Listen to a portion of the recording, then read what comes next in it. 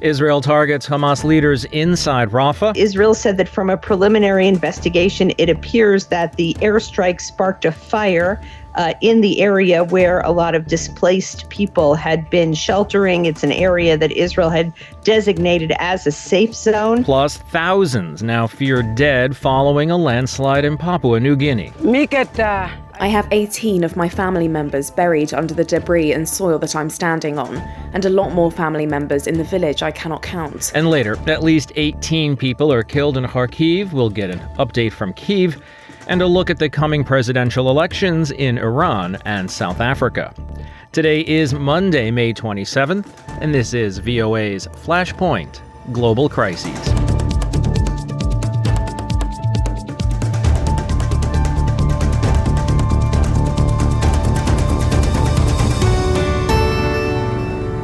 Good evening, I'm Steve Karish in Washington.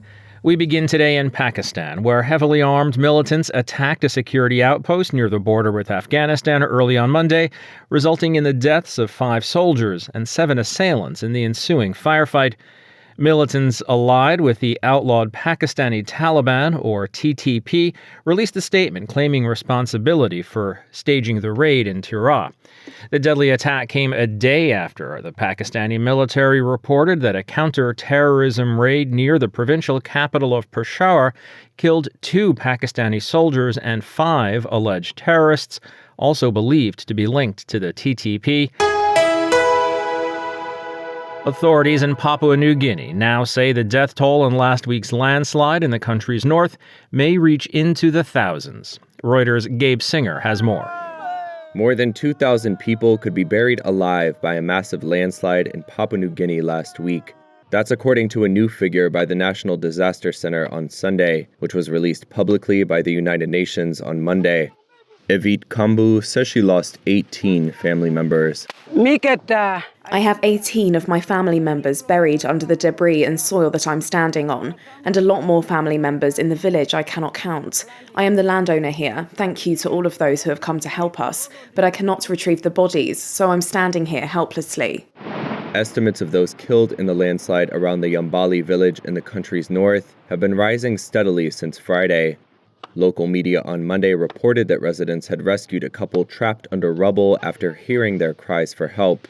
But treacherous terrain in the remote location raises the risk that few further survivors will be found. A UN official said the first excavator did not reach the site till late on Sunday, more than 2 days after the landslide.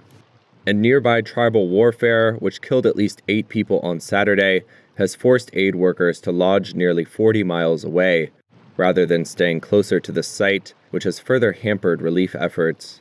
More than 72 hours after the landslide, residents are still using spades, sticks, and their bare hands to try and shift the debris and reach any survivors. 6 bodies have been retrieved so far. CARE International estimates 4,000 people were living near the affected area, but the population is difficult to determine, as the country's last credible census was in 2000, and many people live in remote mountainous villages. That's Gabe Singer of Reuters reporting for us today. And now we go to the Middle East. Israeli airstrikes have killed at least 45 Palestinians and wounded dozens in part of the southern Gaza Strip city of Rafah, designated for the displaced. That's according to the Palestinian Health and Civil Emergency Services on Sunday. Video taken that day showed people searching through rubble and carrying bodies into emergency vehicles. We were sitting at the door of the house safely. Suddenly we heard the sound of a missile. We ran and found the street covered in smoke. We did not see anything. We went into the house and did not find anyone until we checked over the wall and found a girl and a young man who had been cut to pieces. The Israeli military said its Air Force struck a Hamas compound in Rafah and that the strike was carried out with precise ammunition on the basis of precise intelligence. It said it took out Hamas's chief of staff for the West Bank and another senior official behind the deadly attacks on Israelis. The strike hit the Tel al-Sultan neighborhood in western Rafah, setting parts of the area ablaze. Thousands of people were taking shelter there after fleeing the eastern areas of the city, where Israeli forces began a ground offensive over 2 weeks ago. Earlier on Sunday, the Israeli military said 8 projectiles were identified crossing from Rafah into Israel, prompting sirens to sound in the Israeli city of Tel Aviv for the first time in months. Video obtained by Reuters showed the remains of a rocket outside a school in Israel. Israel has kept up operations in Rafah despite a ruling by the top UN court on Friday ordering it to stop attacking the city. Israel argues that the UN court's ruling allows for some military action there, and Israeli tanks have probed around the edges of the city but have not yet entered in force. For more detail and context on that attack in Rafah, I'm joined by VOA's Linda Gradstein in Jerusalem. Israel says that it was targeting 2 senior Hamas officials who had been active in supporting attacks against Israel in the West Bank. They were both killed. Israel said that from a preliminary investigation, it appears that the airstrike sparked a fire in the area where a lot of displaced people had been sheltering. It's an area that Israel had designated as a safe zone, and dozens of people were killed and dozens of others wounded. Several Arab countries and the Palestinian Authority accused Israel of intentionally targeting that area, which again, Israel, when you had said, was designated as a safe zone. Israel says it was acting within the boundaries of international law and that it will investigate. And the prosecutor general in the army, in a sort of an interesting statement, which is kind of rare, said that it was a very grave incident that must be investigated. So if Israel says that they were going after specific individuals in Hamas, even says it killed them, and Arab neighbors and the Palestinians are saying it was a deliberate attack on civilians, is it safe to say that these Hamas individuals were among a civilian population? Yeah, that apparently does appear to be the case. I mean, all along, Hamas has used civilians as human shields. And, in Gaza, the tunnel entrances and exits go into private homes, and there are guns in private homes. Apparently, what happened is the Israeli attack on these 2 Hamas men, which Israel said was a pinpointed attack, sparked a fire which spread very quickly through these tents, and that most of the civilians who were killed, if not all of them, were killed by the fire and not necessarily by the Israeli attack.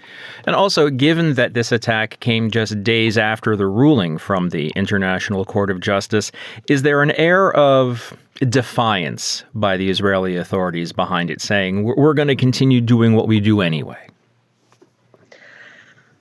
Well, I'm not sure if it's defiance. I mean, I think that Israel was angry at the International Court of Justice ruling. Israel's angry as well by the recognition of Norway, Ireland, and Spain of a Palestinian state.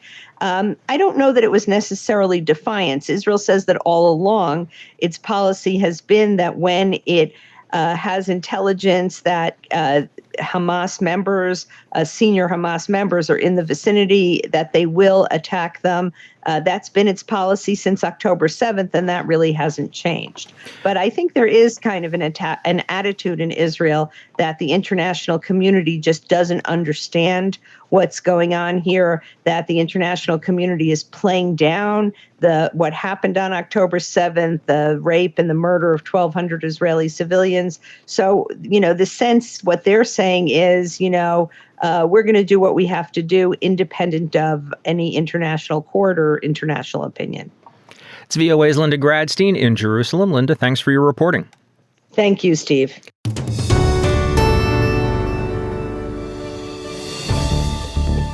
You're listening to Flashpoint Global Crises from the Voice of America. I'm Steve Karish in Washington. A trilateral summit with China, Japan, and South Korea. We'll find out what happened in a moment. First, though, a Russian missile attack over the weekend at a popular shopping mall filled with people in Ukraine's second-largest city of Kyiv leaves at least 18 dead and dozen wounded. Lori London gets an update from Anna Chernikova in Kyiv. So it was yet another difficult weekend for Ukraine, especially for the city of Kharkiv in the eastern part of the country. The city of Kharkiv is under really heavy shelling for the past months. And on Saturday, it was yet another really heavy attack Russian forces hit one of the shopping malls, a really popular chain within the Ukrainians, with 2 missiles. This shopping mall chain usually over the weekend collect a lot of people who come just to buy different kind of stuff. And on Saturday, it was also another busy day. At this point, just recently confirmed that at least 18 people were found dead as a result of this attack, and dozens are injured. Still, it's not clear the final numbers because the rescue operation, the operation to find bodies of people, is still ongoing, and debris on the side of this shopping mall is really difficult to search because of the heavy fire that was on the site. But at this point, the emergency service of Ukraine confirmed that at least 45 people were injured as a result of the attack and 18 killed. Was the whole mall completely destroyed? Almost. The most part of the mall was destroyed. Everything was on fire. The footage, which is available from the security cameras, show that there were 2 hits. 2 missiles hit directly the shopping mall. And as I already mentioned, it's a very popular chain of the shopping mall within Ukraine. So across Ukraine, you can find this particular chain, and it is really popular with Ukrainians, and especially over the weekend, a lot of people come to purchase different kind of stuff. And what's the latest on the front line, Anna? In the past few weeks, it's been pretty intense. The most active actions on the front line are happening in the Kharkiv region and in the Donetsk regions. It is quite clear that Russian forces are trying to create a so-called gray zone or buffer zone on the territory of Ukraine, close to the border, in order to have a certain area where Russian forces can allocate for further actions, active actions, as experts believe. At this point, what intelligence of various countries are telling and what Ukrainian intelligence also confirmed, Russian forces did not manage to create this buffer zone along the whole territory of Kharkiv region. But President Zelensky said that it will be expected that a new assault will be happening. President Volodymyr Zelensky arrived in Madrid, Spain on Monday, meeting with the Prime Minister, looking to continue to get support to help Ukraine fight. What can you tell us about the visit? First of all, I would like to mention that this trip was postponed by President Zelensky. He was supposed to visit Madrid a bit earlier, but due to the Russian assault in the Kharkiv region, he postponed the trip. And on Monday, he arrived to Madrid, to Spain. He was met personally by the King of Spain, and later he met with the head of the Spanish government to sign a military agreement, a military support agreement with Spain. This agreement is one of those that Ukraine is signing with different countries as a long-term support of Ukraine, mostly in the military sector, in the military and defense areas. And what we know about particularly this agreement with Spain, that it was signed for 1 billion euros of military aid in a period up to 2027, and also 5 billion euros Spain will be providing to Ukraine through the European Peace Fund. So 1 billion direct aid and 5 additional billion of aid will be also allocated through the Peace Fund. Laurie London is the host of Flashpoint Ukraine here on VOA. She was speaking with correspondent Anna Chernikova in Kyiv. And now, leaders from China, Japan, and South Korea met for their first 3-way talks in 4 years on Monday in Seoul. South Korean officials said President Yoon Suk-yeol, Chinese Premier Li Qiang, and Japanese Prime Minister Fumio Kishida will adopt a joint statement on 6 key areas, including economy, trade, science, technology, and people-to-people exchanges. Li hailed the talks as a restart and a new beginning. The rare summit comes amid global tensions that have strained trade and security dialogues among East Asia's economic powerhouses. China, U.S.-allied South Korea, and Japan are trying to manage rising distrust amid the rivalry between Beijing and Washington and tensions over democratically ruled Taiwan, which China claims as its own. Yoon and Kishida have charted a closer course with each other and to Washington, embarking on unprecedented cooperation with the United States.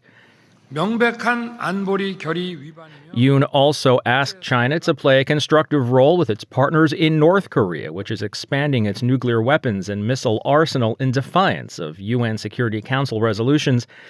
In fact, North Korea fired an unidentified projectile on Monday, hours after Pyongyang said it would be launching a satellite sometime before June 4th. This prompted Japanese authorities to issue an emergency alert for Okinawa. Following the death of Iran's President Ebrahim Raisi in a helicopter crash just over a week ago, political forces inside Iran are beginning to prepare for a sooner-than-expected presidential contest. For more, my colleague Michael Lippin spoke with Jason Brodsky. He's policy director of United Against Nuclear Iran. I would say that the new parliament is mostly an indicator of the constellation of power and the trend lines there with respect to the Islamic Republic. It is not an indicator as to the substantive policymaking that the Islamic Republic's leadership will employ. The parliament's a rubber stamp on many of the core issues of concern that ail the relationship between the United States and Iran, like the nuclear file and the regional malign behavior and human rights abuses as well. So I would look at the new parliament in that sense. Where it does also matter is that this week there will be a new Speaker of Parliament who will be announced and elected by its new members. And that is an important post, not because the person has any kind of singular authority over any of those issues, but the Speaker of Parliament has a seat on the Supreme National Security Council of Iran, which is in charge with debating and forming consensus over the most important and sensitive files of the Islamic Republic.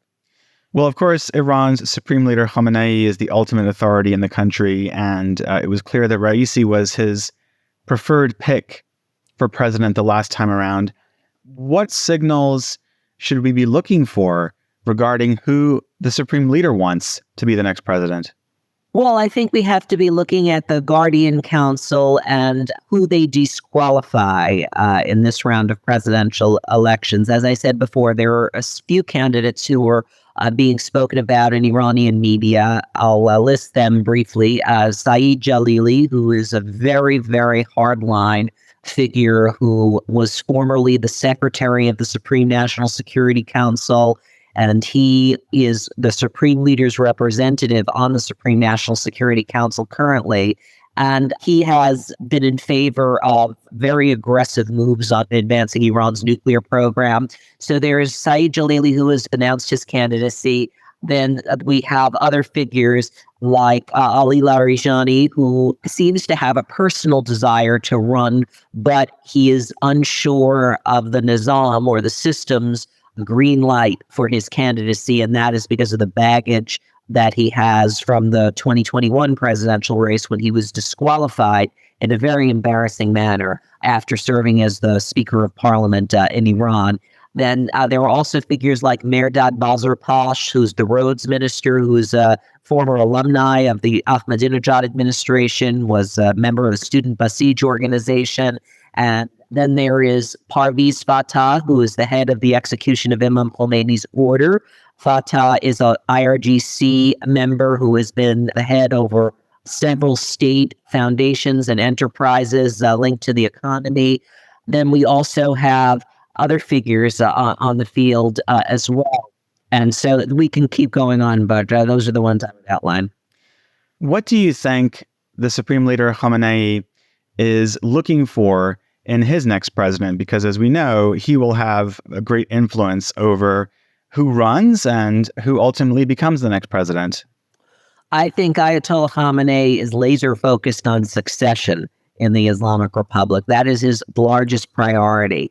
And he wants to put and install someone in the presidency who is a trusted pair of hands during a very sensitive moment in the Islamic Republic's history. And let's not forget that the next president will be in office for 4 years, for the full 4-year term. So this is a long-term placement in this office, and he is interested in making sure that that office is occupied by someone who will not cause problems for Khamenei's priorities during succession. That was VOA's Michael Lippin in conversation with Jason Brodsky of United Against Nuclear Iran. And in other election news, the African National Congress has been governing South Africa since 1994, when Nelson Mandela was elected president following the end of apartheid. But as voters get ready to go to the polls on May 29th, the party known for its opposition to apartheid faces dissatisfaction from some citizens who feel it has not delivered on its promises. VOA's Mariama Diallo has the story. On the streets of Johannesburg, posters of candidates are displayed all over the city. One voter tells VOA he wants continuation and will cast his ballot for the African National Congress. Another one says he's had enough and will vote for the Democratic Alliance. 30 years of democracy is probably 30 years of policy. We need another 30 years of implementing those policies and seeing them coming through to fruition. Because they're all about change. Enough is enough. We've had enough of the empty promises. Housing, water. In a promo video, ANC leader Cyril Ramaphosa says they've made progress in meeting the basic needs of the people of South Africa. We are putting South Africa to work by investing in our people to ensure that no one is left behind. Daryl Glazer, associate professor at the University of Witwatersrand in Johannesburg, says it's going to be the closest election since the era of inclusive democracy began in South Africa in 1994. All the opinion polls are suggesting that there's a very serious chance that the ANC is going to fall below 50% of the vote and that it's going to be forced into some kind of coalition. Glazer and other analysts have told VOA that allegations of corruption, scandals, and disunity within the ANC have helped the opposition gain ground, including the Economic Freedom Fighters Party led by Julius Malema, a former ANC youth leader, and the newly formed Umkhonto weSizwe Party, which former President Jacob Zuma has been campaigning for.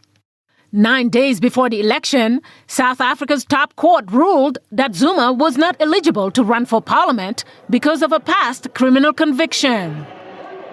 The ruling came 2 days after Zuma told thousands of supporters at a rally in Soweto that his MK party would help ease joblessness, among other issues, if it won. South Africa's unemployment rate has reached 32%, according to the World Bank, making it issue number one for many of the voters. I think our biggest challenge as a country is our rate of unemployment, which is one of the biggest in the world. I'll be voting for Action SA, and I think that party has got what we have, what we want in the country. Like now, we got a problem with the crime and there's no work. For me, it'll be poverty and unemployment. The lack of maintenance of infrastructure is another pressing issue. Nearly half of the country's 62 million people have registered to vote, says Thabo Masemola, an independent electoral commission official, and he says they are prepared to manage the vote efficiently, as they've done historically. The certified voters roll is currently sitting as 27.7 million. And we use the voters roll as the basis to prepare and plan for elections. So all the relevant election material are in place. He says the IEC has accredited 160 organizations, both domestic and international, to observe the election and ensure its transparency. Mariama Diallo, VOA News. And that's going to wrap it up for us today. There is more VOA coverage 24 hours a day on our website, voanews.com, and across our social media platforms. On behalf of everyone here at VOA, thanks for listening. Until tomorrow, I'm Steve Karish.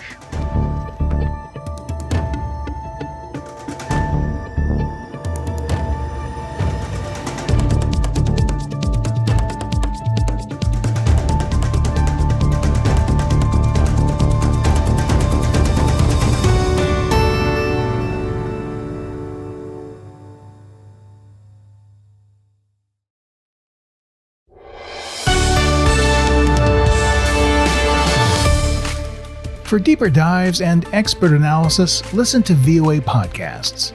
Issues in the News explores the biggest stories every weekend, while International Edition keeps you informed every weekday. Plus, with the 5-minute newscast at the top of every hour, you're always up to date.